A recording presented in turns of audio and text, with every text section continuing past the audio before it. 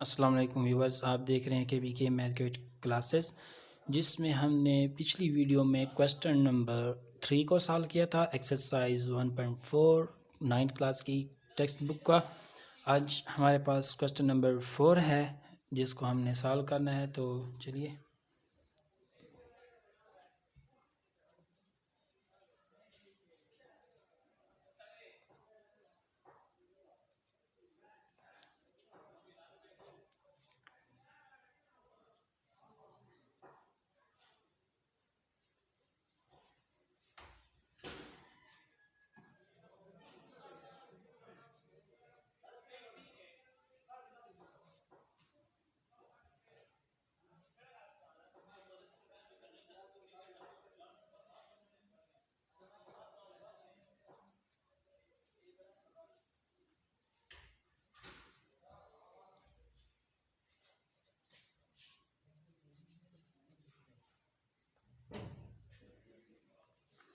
जी तो व्यूअर्स, ये हमारा क्वेश्चन नंबर 4 है जिसमें हमारे पास उसने दो मैट्रिक्स गिवन है और हमने फाइंड करना है ए बी को।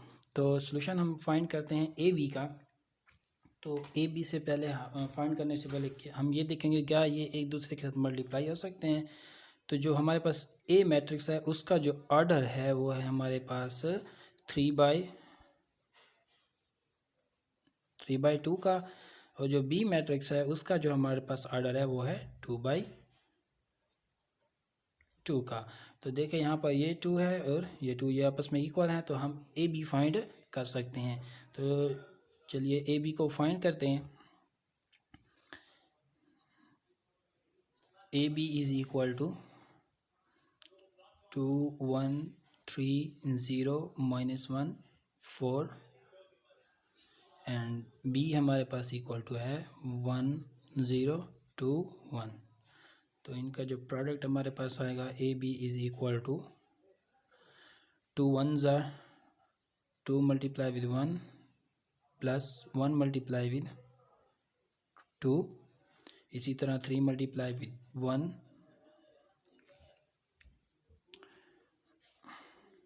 3 मल्टीप्लाई विद 1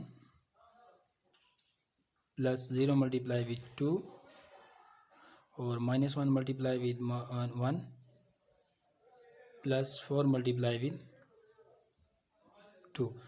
इसके बाद सेकंड कॉलम के साथ 2 multiply with 0 plus 1 multiply with 1, फिर 3 multiply with 0 plus 0 multiply with 1। इसके बाद -1 multiply with 0 plus 4 multiply with 1। तो ए बी हमारे पास इक्वल टू है 2 multiply with 1 2 plus 1 multiply with 2 2, इसी तरह 2 मल्टीप्लाई विद 0 0 1 मल्टीप्लाई विद 1 1 आएगा।